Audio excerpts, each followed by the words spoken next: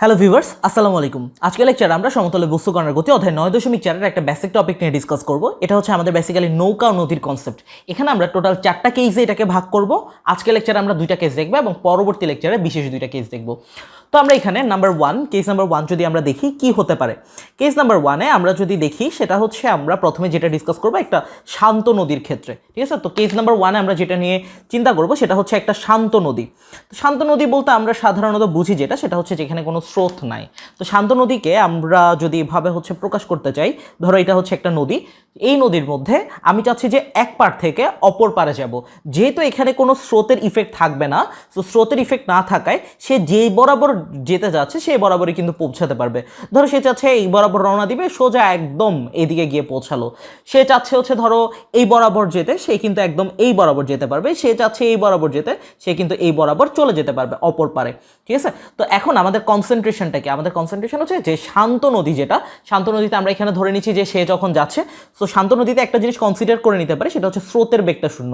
আমরা আলোচনার সুবিধার্থে প্রত্যেকটা জায়গায় স্রোতের বেগটাকে ইউ ধরবো। আর এখান থেকে অপর পারে যদি কোনো মানুষ সাঁতার কেটে যায়, কোনো নৌকা যায়, কোনো ইঞ্জিন চালিত নৌকা যায়, যাই যাক, সেটাকে আমরা কি ধরবো? সেটা হচ্ছে আমরা তার একটা বেগ ধরে নিব। সো এখান থেকে প্রথম বেগটাকে আমরা যদি ধরি v1, এরপরে বেগটাকে যদি ধরলাম v2, এরপর এটাকে ধরলাম v3। ধরে নাও যে প্রথমটা হচ্ছে সে 45 ডিগ্রিতে গেল, ঠিক আছে? 45 ডিগ্রিতে গেলে সে সোজাসুজি ওইখানে পৌঁছাবে, যেহেতু এখানে স্রোতেরই কোনো ইফেক্ট থাকতেছে না। পরেরটা ধরো সে 60-তে গেল, তাহলে কিন্তু সে একদম 60 ডিগ্রিতে পৌঁছে যাবে। সে 90-তে যেতে যাচ্ছে, সে 90 ডিগ্রিতে চলে গেল। তো এই হচ্ছে আমাদের ওভারঅল যে শান্ত নদীর ক্ষেত্রে যে কেসটা। তো এই জিনিসটা মাথায় রাখবে যে শান্ত নদীতে স্রোতের কোনো ইফেক্ট থাকবে না, স্রোতের বেগটা হচ্ছে শূন্য। এখন আমরা যেটা দেখবো একটা স্রোত বিশিষ্ট নদীতে ইন জেনারেল যে কেসটা হয়, ঠিক আছে? এর পরবর্তী লেকচারগুলোতে আমরা দেখবো যে একটা হচ্ছে ন্যূনতম পথে, এটা হয়তো বা নাম শুনবা তোমরা, এটা অনেক ট্রেন্ডিং একটা টপিক। আর একটা হচ্ছে ন্যূনতম সময়ে যে পার হওয়াটা। তো কেস নাম্বার 2-তে আমরা যে জিনিসটা নিয়ে চিন্তা করব, ধরো এইটা হচ্ছে আমাদের একটা নদী, ঠিক আছে? তো এই নদীর মধ্যে ডেফিনেটলি আমরা এখানে নদীর দৈর্ঘ্য হতে পারে অনেক বড়। সো আমরা এখানে নদীর এক পার থেকে অপর পারে পৌঁছাবো, সেহেতু আমরা নদীর প্রস্থ নিয়ে আলোচনা করব। নদীর প্রস্থ সেটাকে আমরা ডি দিয়ে প্রকাশ করি অ্যাজ ইউজুয়াল। তাহলে নদীর প্রস্থ হচ্ছে এতটুকু, ঠিক আছে? তো এখন আমরা যে জিনিসটা নিয়ে কাজ করতে চাচ্ছি সেটা হচ্ছে ধরো এখান থেকে এখানে, অবশ্যই এটা এখন থেকে আমরা যেগুলো নিয়ে চিন্তা করব সেটা কিন্তু হচ্ছে স্রোত বিশিষ্ট নদী। সো এটা কিন্তু আর শান্ত নদী না, এখানে একটা স্রোতের ইফেক্ট অবশ্যই থাকবে, স্রোত বিশিষ্ট নদী। দেন এটাকে আমরা হেডিং দিতে পারি এরকম, স্রোত বিশিষ্ট নদী। স্রোত বিশিষ্ট নদীর ক্ষেত্রে জেনারেল কেসটা যেমন হয়। আচ্ছা, একটা জিনিস মনে হতে পারে যে আমাদের এখানে কিন্তু নদীর প্রবাহের একটা ইফেক্ট থাকতে পারে, তারপর হচ্ছে স্রোতের উপর বাতাসের একটা ইফেক্ট থাকতে পারে। আমরা এখানে এই জিনিসটাকে চিন্তা করব না, আমরা ধরে নেব যে স্রোতটা সেটা হচ্ছে সমানভাবেই যাচ্ছে, দ্যাট মিনস সমবেগ নিয়ে যাচ্ছে, ঠিক আছে? সো ওই ইফেক্টটাকে আমরা এখানে চিন্তা করব না। তাও এখানে আমরা এখন যে কেসটা চিন্তা করতেছি সেটা হচ্ছে দেখো স্রোত বিশিষ্ট নদী, দ্যাট মিনস আমরা স্রোতের বেগটাকে এখন আমরা ইউ ধরে নিচ্ছি। স্রোতের বেগটাকে দেখো এখানে যেহেতু আমাদের শান্ত নদী ছিল, স্রোতের কিন্তু কোনো কি ছিল না, ইফেক্ট ছিল না, দ্যাট মিনস স্রোতের বেগটা শূন্য ছিল। আর এখন স্রোতের বেগটা থাকবে। তো আমরা এখন যে জিনিসটা চিন্তা করতেছি, এই পয়েন্ট থেকে একজন লোক সে কি করলো, যাত্রা শুরু করলো। সে ধরো সাঁতার কেটে যাচ্ছে, ভি বেগে যাত্রা শুরু করলো। এখন তোমার কাছে কি মনে হয়, সে যে এখন স্রোত যখন ছিল না শান্ত নদীতে, সে যেভাবে যাচ্ছিল সে সেভাবে পৌঁছাচ্ছিল, বাট এখন কিন্তু সে সেভাবে পৌঁছাবে না। কেন পৌঁছাবে না? আরেকটা জিনিস আমি বলে নেই যে এখানে একটা জিনিস চিন্তা করো যে সে যদি এমনভাবে রওনা দেয়, এভাবে যদি রওনা দেয়, দেখো স্রোত কাজ করতেছে কোত্থেকে, বাম দিক থেকে ডান দিকে। দ্যাট মিনস ধরো এটা হচ্ছে স্রোত, ঠিক আছে? স্রোতটা যাচ্ছে, দ্যাট মিনস স্রোতটা কি করবে, সে তাকে ধাক্কা দিয়ে কিছু দূর এদিকে সরাই নিবে, দেন ধরে নিলাম সে এই দিকে কোনো একটা দিকে চলে যাবে। দ্যাট মিনস এখান থেকে স্রোতের কিন্তু একটা ইফেক্ট থাকবে।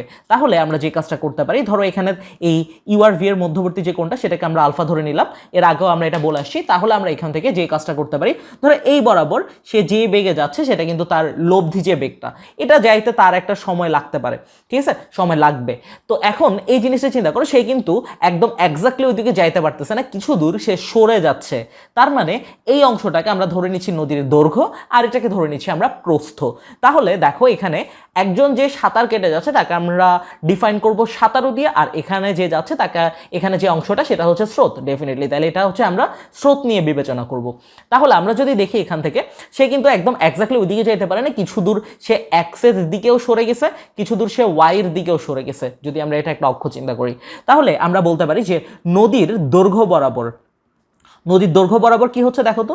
1 নম্বরে নদীর দৈর্ঘ্য বরাবর কিসের উপাংশ আমরা চিন্তা করব প্রথমে নদীর দৈর্ঘ্য বরাবর স্রোতের বেগের উপাংশ স্রোত নিয়ে আগে আমরা একটু চিন্তা করি নদীর দৈর্ঘ্য বরাবর স্রোতের বেগের উপাংশটা কি হবে উপাংশ আমরা কিভাবে হিসাব করি ঠিক আছে স্রোতের বেগের উপাংশটা হবে এমন টাইপের দেখো স্রোতের উপাংশ আমরা যখন হিসাব করব যার উপাংশ আমরা বের করতেছি তারটা লিখব এবং তার যার সাথে আমরা হিসাব করতেছি তার কোসাইনের মানটা লিখবো ঠিক আছে সো এখানে ইউ ছিল that means U cos 0 degree হয়ে যাবে ঠিক আছে 0 ডিগ্রি হবে কেন কারণ দৈর্ঘ্য বরাবরই আমরা হিসাব করতেছিলাম তাহলে এদের মধ্যবর্তী কোণ তো 0ই তাহলে এটা ইউ কস 0 হয়ে যাবে আর আমরা জানি যে কস 0 এর মান 1 তাহলে কিন্তু কস 0 এর মান যদি 1 হয় তাহলে কিন্তু ইউ ইনটু 1 দ্যাট মিনস সেটা কিন্তু ইউ হয়ে যাচ্ছে তাহলে আমরা এখান থেকে নদীর দৈর্ঘ্য বরাবর স্রোতের বেগের উপাংশটা আমরা পাচ্ছি এখন আমাদের আরেকটা টার্ম বাকি রয়ে গেল সেটা হচ্ছে নদীর দৈর্ঘ্য বরাবর সাঁতারুর বেগের উপাংশ যে সাঁতার কেটে যাচ্ছে বা তুমি যদি এখানে নৌকা চিন্তা করো তাহলে কিন্তু তুমি এখানে নৌকাও লিখতে পারো নৌকার বেগের উপাংশ দেন এখানে লিখলাম আমরা সাঁতারুর বেগের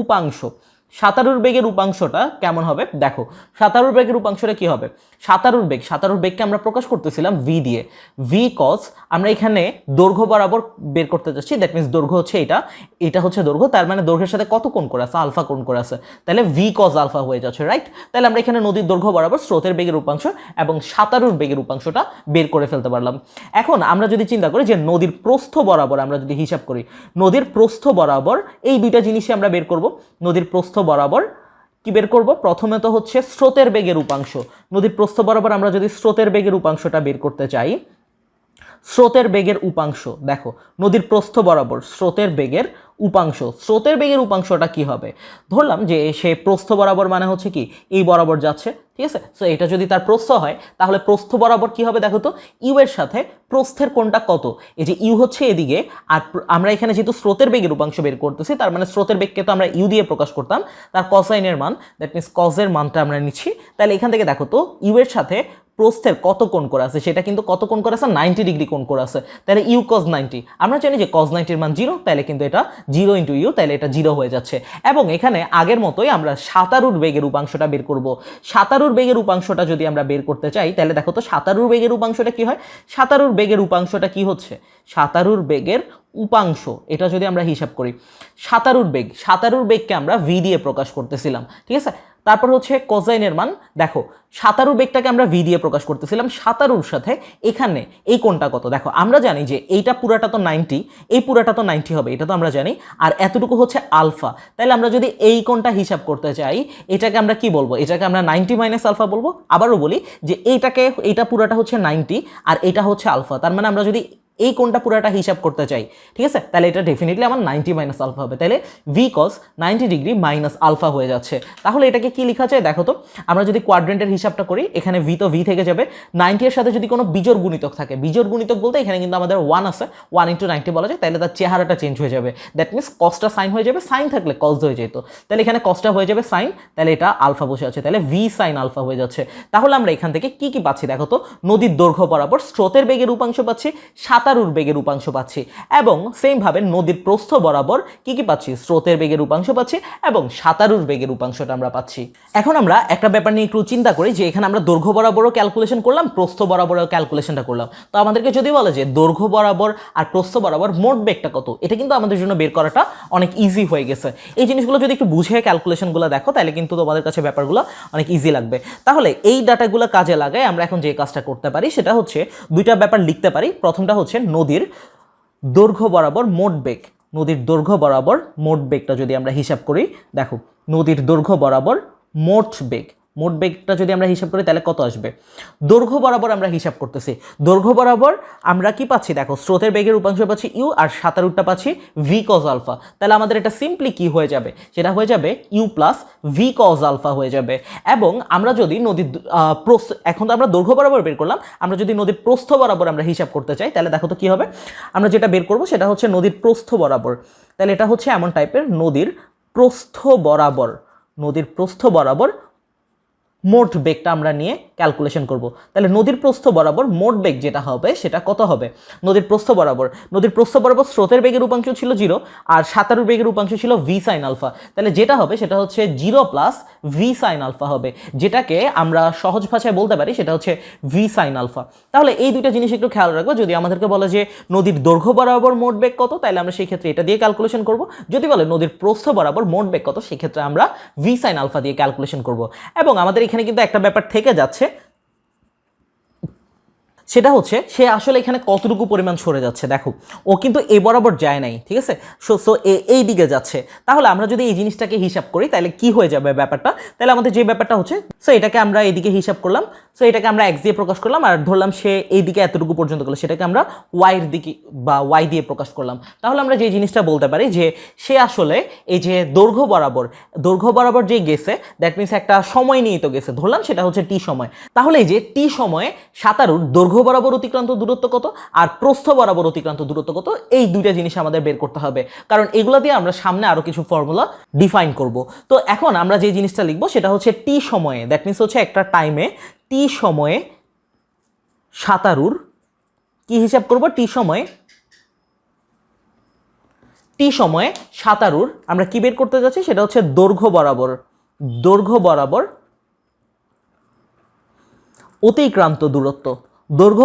অতিক্রান্ত দূরত্ব আমরা যদি এটা বের করতে চাই, দেখো কি হয়, টি সময়ে সাঁতারুর দৈর্ঘ্য বরাবর অতিক্রান্ত দূরত্ব, আর আরেকটা জিনিস আমরা বের করব সেটা হচ্ছে প্রস্থ বরাবর অতিক্রান্ত দূরত্ব আমরা বের করব। সো প্রস্থ বরাবর অতিক্রান্ত দূরত্ব যদি বের করি, প্রস্থ বরাবর অতিক্রান্ত দূরত্ব দেখো সেটা কি হবে, দৈর্ঘ্য বরাবর অতিক্রান্ত দূরত্ব সেটাকে আমরা ধরলাম হচ্ছে x, তো এটাকে আমরা x দিয়ে প্রকাশ করব, আর প্রস্থ বরাবর অতিক্রান্ত দূরত্ব সেটাকে আমরা ধরলাম y দিয়ে প্রকাশ করব। তাহলে এই ব্যাপারটা কি হচ্ছে দেখো, এখানে আমরা জানি যে দূরত্ব সমান কি বেগ ইনটু সময়। তাহলে সেই ক্ষেত্রে আমরা এটাকে লিখতে পারি বেগ কত, আসলে দৈর্ঘ্য বরাবর টোটাল বেগটা কিন্তু আমাদের u প্লাস v cos আলফা। তাহলে এটা আমরা লিখতে পারি যে u প্লাস v cos আলফা, বেগটা লিখলাম, আর সময় যেহেতু আমরা এখানে টি সময় ইউজ করছিলাম, মানে টি সময় কতটুকু যাচ্ছে, তাহলে এখানে আমরা টি দিয়ে প্রকাশ করলাম, মানে সে কতটুকু পর্যন্ত যাচ্ছে সেই জিনিসটা টি সময়ে। তারপর যদি বলে প্রস্থ বরাবর অতিক্রান্ত দূরত্ব কত, সেই ক্ষেত্রে দূরত্ব সূত্র হচ্ছে বেগ গুণ সময়। তাহলে প্রস্থ বরাবর মোট বেগ কত, সেটা হবে v sin আলফা, আর এর সাথে যেহেতু আমাদেরকে টি সময় বলছে, তাহলে এর সাথে জাস্ট সিম্পলি টি গুণ হয়ে যাবে। তাহলে আমরা এইখানে বের করতে পারলাম যে টি সময় সাঁতারুর দৈর্ঘ্য বরাবর অতিক্রান্ত দূরত্ব কত আর প্রস্থ বরাবর কতটুকু দূরত্ব সে যাচ্ছে। এটা দিয়ে কিন্তু আমরা ইজিলি ম্যাথগুলো ক্যালকুলেশন করতে পারবো। এখানে একটা কথা যে এটা দ্বারা কিন্তু আমাদের একদম অপর পারে যে পৌঁছায় যাচ্ছে এই কথাটা আমরা এখানে বুঝাই নাই, আমরা বুঝাইতে যাচ্ছি যে সে এদিকে x দিকে কতটুকু গেছে আর y দিকে কতটুকু গেছে। হ্যাঁ, হইতে পারতো যে সে একদম অপর পারে পৌঁছে গেছে, সেই ক্ষেত্রে সূত্রটাতে জাস্ট একটু সামান্য চেঞ্জ করে লিখতাম। তো সেটাকে আমরা কিভাবে লিখতাম দেখো, আমরা এটাকে হচ্ছে যদি বলি নদী পারাপারে প্রয়োজনীয় সময়, ঠিক আছে, এটাকে বলা যায় এরকম যে নদী পারাপারে প্রয়োজনীয় সময়। তো এটাকে আসলে কিভাবে বলা যেত, পারাপার শব্দটার মানে কি, নদী পারাপারে প্রয়োজনীয় সময়। দেখো পারাপার বলতে আসলে কি বোঝায়, পারাপার বলতে বোঝায় অপর পারে চলে যাওয়া বা প্রস্থ বরাবর পার হওয়া, ঠিক আছে। সো পারাপার বলতে বোঝাচ্ছে এক পার থেকে অপর পারে চলে গেছে, তো প্রস্থকে আমরা ডি দিয়ে প্রকাশ করছি। তার মানে তুমি এই জিনিসটা ইজিলি বুঝতে পারো যে ওয়াই বলতে এখন আসলে আমাদের কি বুঝাবে, ওয়াই বলতে কিন্তু এখন আসলে আমাদের ডি পুরাটাই বুঝাবে, কারণ সে পারাপার একটা শব্দ ইউজ হয়েছে, পারাপার বলতে সে প্রস্থ বরাবর পার হয়ে অপর পারে পৌঁছেছে। তাহলে আমাদের এই ওয়াইটা হয়ে যাবে, ওয়াইটা কি ছিল, সে প্রস্থ বরাবর কতটুকু গেছিল, এখন আমাদের ওয়াই হচ্ছে কি, সে পুরাটাই ক্রস করছে, তার মানে পুরাটাকে তো আমরা ডি দিয়ে প্রকাশ করতাম। তারপরে আর এখানে সেম ভাবে ভি সাইন আলফা, কারণ ভি সাইন আলফা কেন আসছে সেটা তো আমরা এখানে অলরেডি এক্সপ্লেন করে আসছি, ভি সাইন আলফা ইন্টু টি। এটাকে অনেকে ক্যাপিটাল টি দিয়ে প্রকাশ করে, ক্যাপিটাল টি দিয়েও প্রকাশ করতে পারো, বা এখানে হচ্ছে স্মল টিও রাখতে পারো, সমস্যা নেই, যেহেতু আমরা এখানে পারাপারের টোটাল সময়টা আমরা হিসাব করব। তাহলে এটাকে আমরা লিখতে পারি যে টি সমান হচ্ছে D divided by V sine alpha, এভাবে আমরা প্রকাশ করবো। তাহলে সেই ক্ষেত্রে নদী পারাপারে প্রয়োজনীয় সময়টা কত হবে, দ্যাট মিনস এক পার থেকে অপর পারে পৌঁছাতে প্রয়োজনীয় সময়টা আমরা ক্যালকুলেট করে ফেললাম। এখন আমরা যে জিনিসটা দেখবো সেখানে হচ্ছে লব্ধির মান ও দিকের যে ফর্মুলাটা, লব্ধির মান ও দিকের ফর্মুলাটা অ্যাকচুয়ালি আমরা আগের লেকচারগুলোতেও দেখে আসছি, এটা আমাদের জন্য নতুন কোনো কনসেপ্ট না, তা আমি হচ্ছে এটার সাথে রিলেটেড যেহেতু আমি জন্য এটা এখানে লিখে দিচ্ছি। তাহলে আমরা দেখলাম যে নদী পারাপারে প্রয়োজনীয় সময়, এবং আমরা এখন যে জিনিসটা দেখবো সেটা হচ্ছে লব্ধির মান ও দিক। লব্ধির মান ও দিকটা যদি আমরা একটু চিন্তা করি কি হবে, লব্ধির মান যেটা আমরা পড়ে আসছি, ঠিক আছে, কিছুক্ষণ আগেই। সো এটা হয়ে যাবে আমাদের ডাব্লিউ সমান root over U square plus V square plus 2uv cos alpha, যেটা আমরা ফিজিক্সেও পড়ে আসছি এবং এটা প্রুফও দেখে আসছি। এখানে ছিল আমাদের সূত্রটা আর সমান root over P square plus Q square plus 2p Q cos alpha ছিল, এবং এখানে দিকেরও একটা ফর্মুলা ছিল tan থিটা সমান, সূত্রটা ছিল আমাদের এমন টাইপের V sine alpha divided by U plus V cos alpha. এটা মনে রাখারও টেকনিকটা বলছিলাম, মনে রাখার টেকনিকটা ছিল এমন টাইপের যে এখানে দেখো লব্ধি যার সাথে কোণ তৈরি করে থাকবে সে হচ্ছে একা থাকবে, এটা চিত্রকে বুঝাইছিলাম। আর ট্যান মানে আমরা জানি সাইন বাই কস, তো এইটা যাতে ভুলে না যায় এই জন্য এটা এভাবে মনে রাখতে পারো। তো আজকের লেকচারে আমরা যা যা শিখলাম সেটা হচ্ছে কি, দেখো প্রথমে আমরা নৌকা নদীর যে কনসেপ্টটা, দ্যাট মিনস হচ্ছে নদী নৌকার যে কনসেপ্ট বলো যাই বলো, সেটা হচ্ছে আমরা কেস 1 কেস 2 দেখলাম। কেস 1 হচ্ছে শান্ত নদীতে আমরা এই জিনিসটা বুঝলাম যে শান্ত নদীতে স্রোতের আসলে কোনো বেগ আমরা চিন্তা করব না, দ্যাট মিনস হচ্ছে ইউ এর মানটা 0 ধরে আমরা হিসাব করব, সে একবার থেকে সোজা যে যত কোণে রওনা দেখ না কেন সে পৌঁছাতে পারবে। আর স্রোত বিশিষ্ট নদীর ইন জেনারেল কেসটা আমরা চিন্তা করলাম যে এখানে ধরো আমাদের এমন টাইপের ঘটনা, সেখানে হচ্ছে একটা নদীতে স্রোত প্রবাহিত, যেখানে হচ্ছে বাতাসের বেগটাকে আমরা স্কিপ করলাম, তাহলে এখান থেকে নদীর দৈর্ঘ্য বরাবর যে ক্যালকুলেশনগুলো সেটা হচ্ছে স্রোতের বেগের উপাংশ, সাঁতারুর বেগের উপাংশ, এবং প্রস্থ বরাবর কি করলাম, স্রোতের সাঁতারুর বেগের উপাংশ নিলাম। এখন আমরা এই যে বেগের উপাংশগুলোকে জাস্ট সাম করে দিব, নদীর দৈর্ঘ্য বরাবর মোট বেগ আর নদীর প্রস্থ বরাবর মোট বেগটা। আর এখানে যদি একটা সময় চিন্তা করি যে এই সময় কতটুকু গেছে, এক্সের দিকে কতটুকু গেল আর ওয়াই এর দিকে কতটুকু গেল, এটা যদি আমরা হিসাব করি তাহলে আমরা এই ক্ষেত্রে পাচ্ছি যে এখানে আমাদের এক্স সমান আসতেছে এই যে u plus v cos alpha into t, আর এটা হয়ে যাচ্ছে আমাদের y equal to v sine alpha into t. আর নদী পারাপারে প্রয়োজনীয় সময়, পারাপার বলতে বুঝাচ্ছিলাম আমরা প্রস্থ বরাবর পার হওয়া, অপর পারে গিয়ে পৌঁছানো, ঠিক আছে। তাহলে এটা হয়ে যাবে আমাদের এই যে এই ফর্মুলার সাথে রিলেট করে জাস্ট এটা ডি বসে যাবে, ডি সমান V sine alpha into T, তাহলে টি সমান D by V sine alpha. এগুলো এক একটা ফর্মুলা হিসাবে দেখে নিবা, অ্যাকচুয়ালি এই পেজে যা আছে সবই ফর্মুলা, এটা একটা ফর্মুলা, এটা একটা ফর্মুলা, এগুলো একটা ফর্মুলা হিসাবে ইউজ হবে। তো এগুলো হচ্ছে একটু নোট ডাউন করে ফেলবা আর খাতায় নোট করে ফেলবা। আজকে লেকচার এখানেই শেষ করছি, আশা করি সবাই বুঝতে পেরেছো। পরবর্তী লেকচারে আমরা এই যে নদী ও নৌকার যে কনসেপ্টটা ছিল সেখানের মধ্যে কেস 3 এবং 4 নাম্বারটা নিয়ে আলোচনা করব, ন্যূনতম সময়ে এবং হচ্ছে ন্যূনতম পথে পার হওয়া স্রোত বিশিষ্ট নদীতে। তো আজকে লেকচার এখানেই শেষ করছি। তোমাদের যদি কোনো প্রকার অধ্যায়ের কন্টেন্টের রিকমেন্ডেশন থাকে সেটা কমেন্ট সেকশনে জানাতে পারো, পরবর্তীতে আমি সেটা নিয়ে ভিডিও লেকচার সিরিজ বানাবো। সবাই ভালো থেকে সুস্থ থেকে, আল্লাহ হাফেজ, আসসালামু আলাইকুম।